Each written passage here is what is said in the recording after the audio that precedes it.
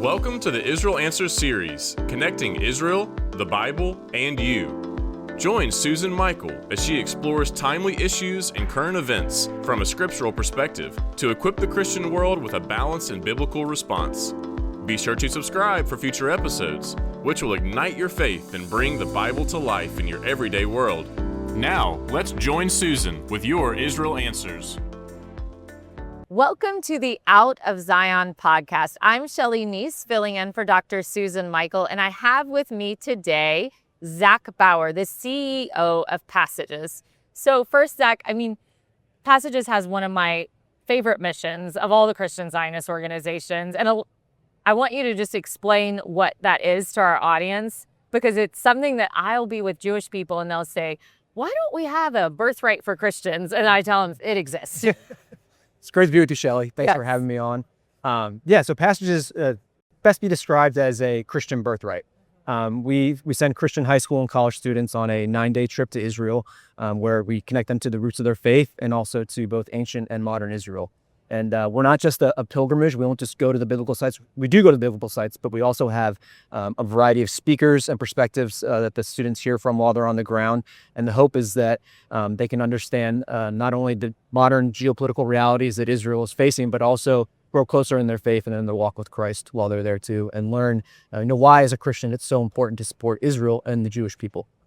So what are the parameters for, who gets into this program? Do they have to be within a certain age? Do they need to be in college? What is the application process? We primarily take college students, but we also are breaking into the high school space too. The war and COVID kind of put a halt to those plans for the last few years, but we actually have our first high school group going this coming June for the first time in several years.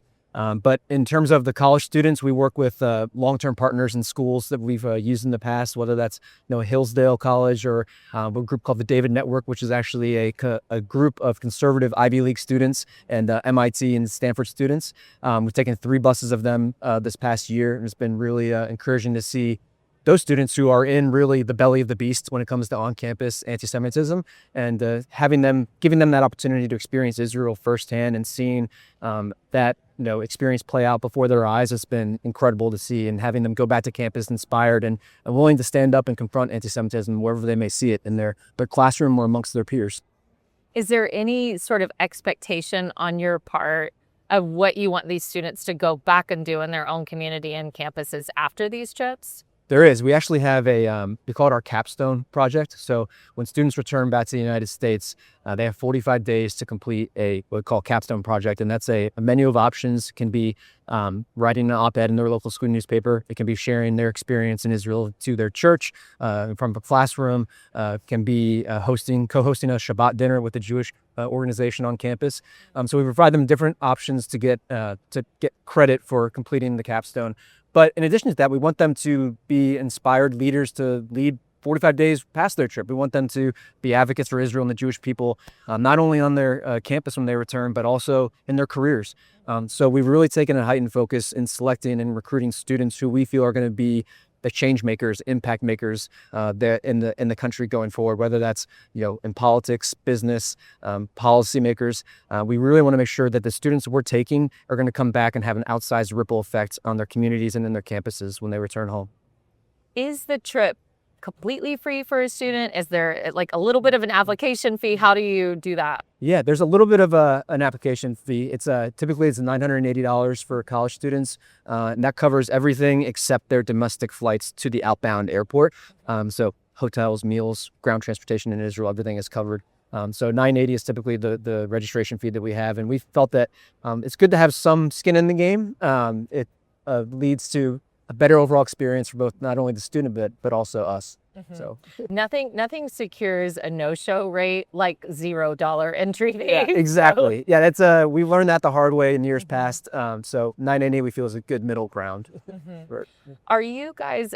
Are you alarmed at what we're seeing on college campuses? Obviously, it's been a tough place for Jewish students to be, but I'm assuming too for pro-Israel Christian students, it's been a tough last couple of years. So what are you hearing? What are you seeing from these students that have this experience and come back with some zeal to represent Israel, but it's hard? Yeah.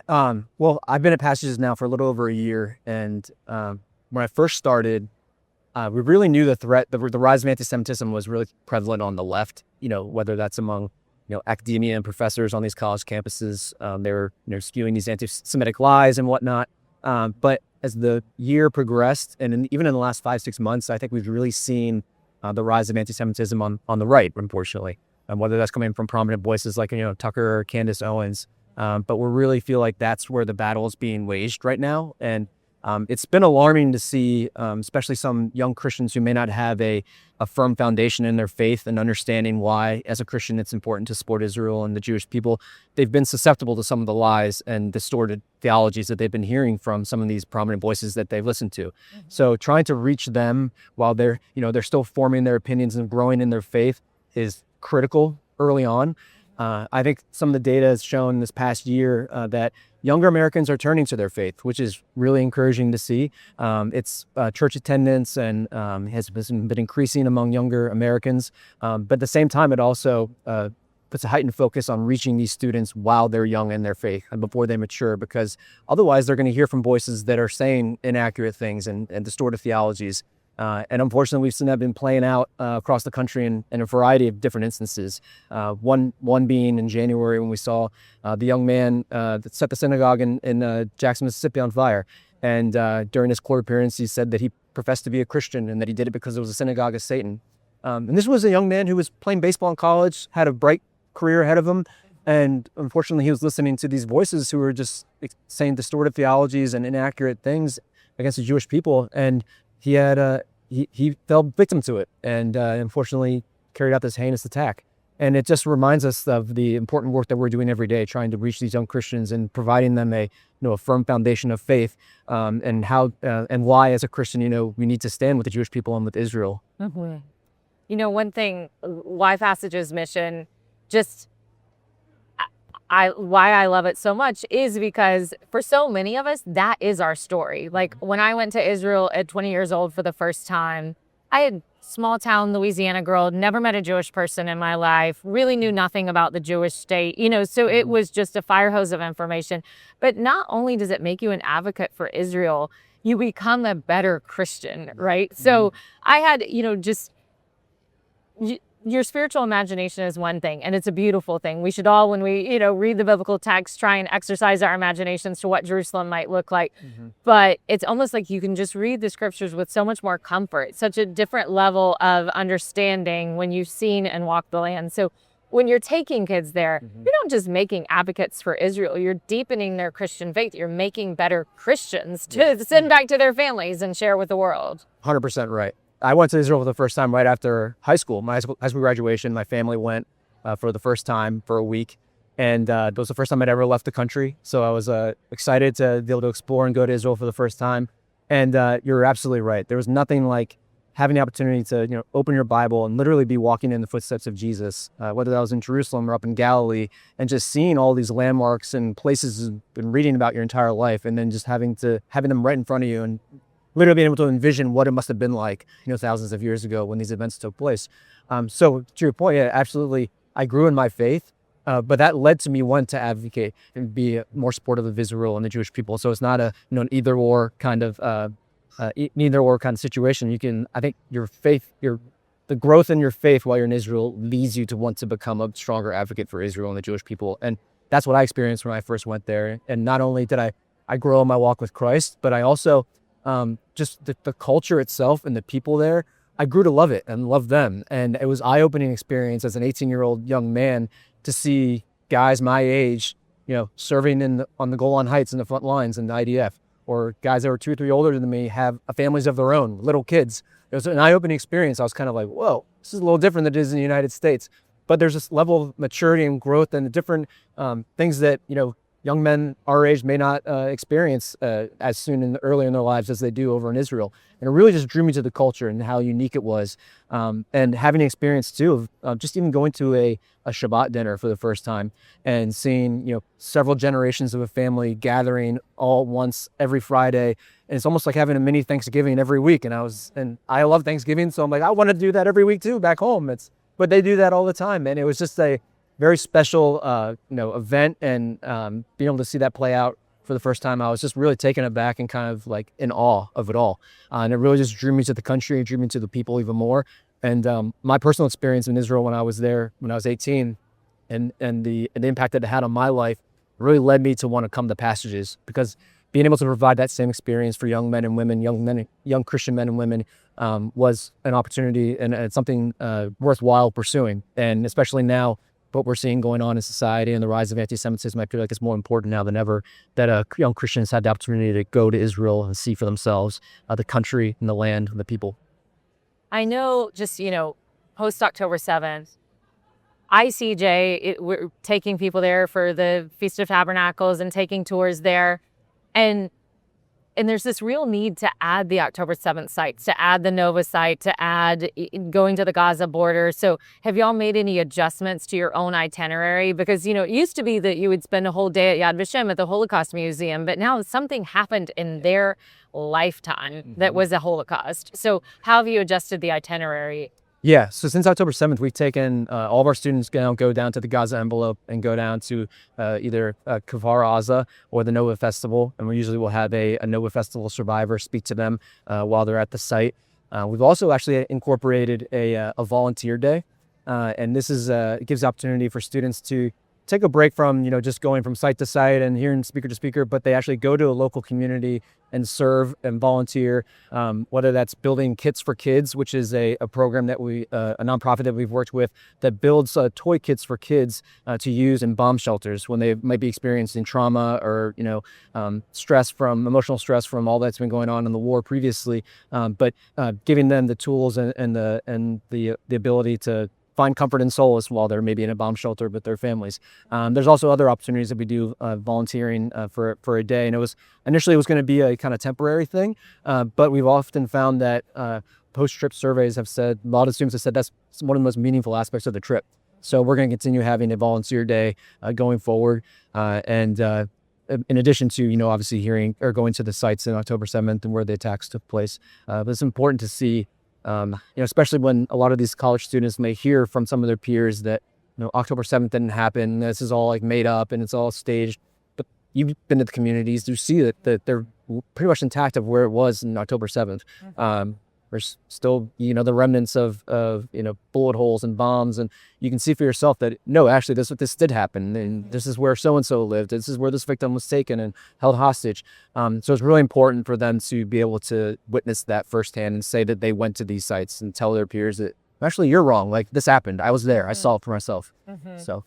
Yeah, and these were kids their age. Yeah. You go to the Noah site and they're, able to just empathize on this whole other level, because these were kids whose cars in the car graveyard have bumper stickers of their favorite bands, that look just like them. And something that they may be going to back in the United States, they can, plan on going to, and just imagining that happening is just, it's horrifying. Okay. So what does Passages look like going forward? Like how are you, what's your next step? What's your next goal? I know you have a big mission already, but is there any pivoting that's happening?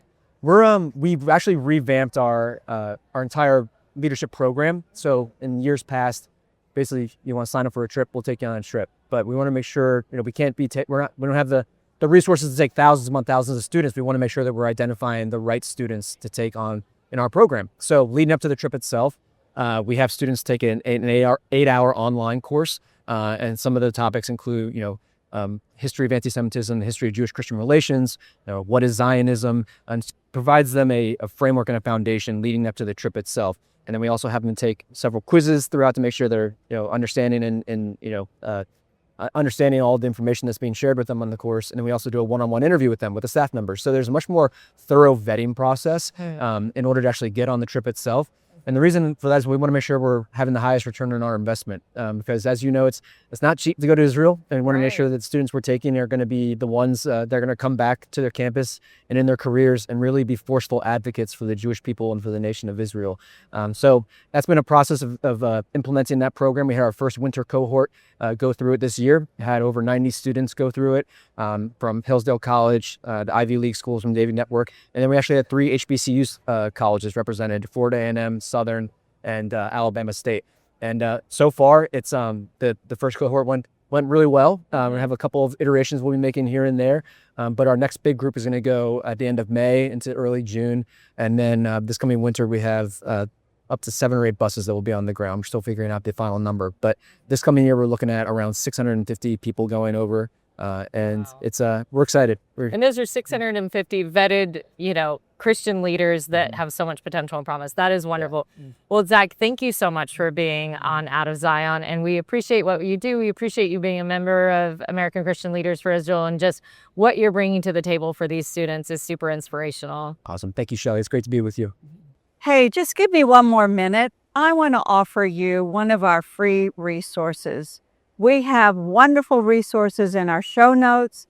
And if you go to our website at icejusa.org/show notes, you'll find links for a number of our free offers.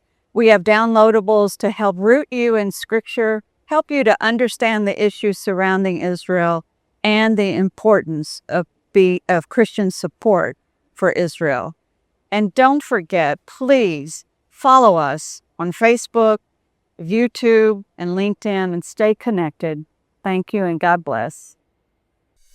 We hope you have enjoyed this episode of Out of Zion with Susan Michael. Be sure to subscribe to Out of Zion now on Apple Podcasts, Spotify, YouTube, Pray.com, Salem One Place, Salem Life Audio. Out of Zion with Susan Michael is a production of ICEJ USA. All rights reserved.